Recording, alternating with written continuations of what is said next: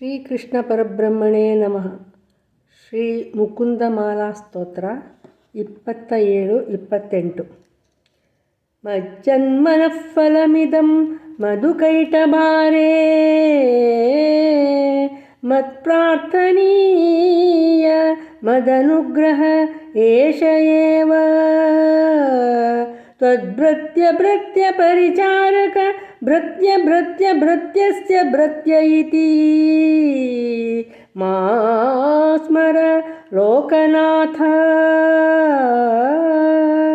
ನಾತೇನಃ ಪುರುಷೋತ್ತಮೇ ತ್ರಿಜಗತಾಂ ಏಕಾಧಿಪೇ ಚೇತಸಾ ಸೇವ್ಯೇ ಸ್ವಸ್ಯ ಪದಸ್ಯ ದಾತರಿ ಸುರೇ ನಾರಾಯಣೇ ತಿಷ್ಠತಿ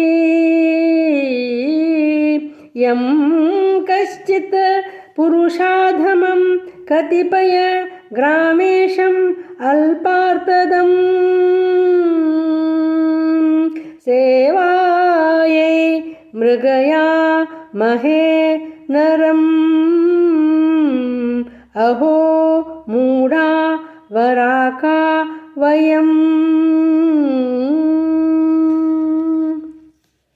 ಹೇ ಲೋಕನಾಥ, ಮಧುಕೈಟಭಾರಿ, ನನ್ನ ಪ್ರಾರ್ಥನೆಯೆಂದರೆ ನಿನ್ನ ದಾಸರ ಮನೆಯ ದಾಸನಾದ ನನ್ನನ್ನು ಮಾತ್ರ ಎಂದಿಗೂ ಮರೆಯಬೇಡ. ನನ್ನ ನೆನಪು ನಿನಗೆ ಸದಾ ಇರಲೆಂದೇ ಪ್ರಾರ್ಥಿಸುವೆ. ಪರಮಾತ್ಮನ ದಾಸರಾಗುವುದು ಒಂದು ಭಾಗ್ಯವೇ ಆಗಿದೆ. ಹರಿದಾಸರ ಸೇವೆ ಸತ್ಸಂಗ ಆತ್ಮೋದ್ಧಾರಕ್ಕೆ ದಾರಿಯಾಗುತ್ತದೆ. ಪರಮಾತ್ಮ ಸ್ಮರಣೆ ಭಕ್ತನಿಗೆ ಅಗತ್ಯ. ಅಂತೆಯೇ ಶ್ರೀಹರಿಯ ಕಟಾಕ್ಷವೂ ಭಕ್ತನಿಗೆ ಬೇಕು.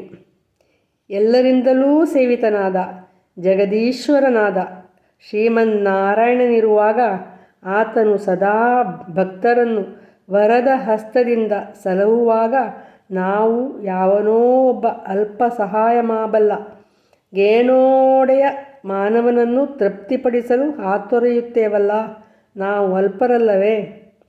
ಸಕಲ ಪುರುಷಾರ್ಥಪ್ರದನಾದ ವಾಸುದೇವನಿರುವಾಗ ಸಾಮಾನ್ಯ ಮಾನವರನ್ನು ಓಲೈಸುವ ನಾವು ಮೂರ್ಖರೇ ಸರಿ. ಶ್ರೀಕೃಷ್ಣಾರ್ಪಣಮಸ್ತು.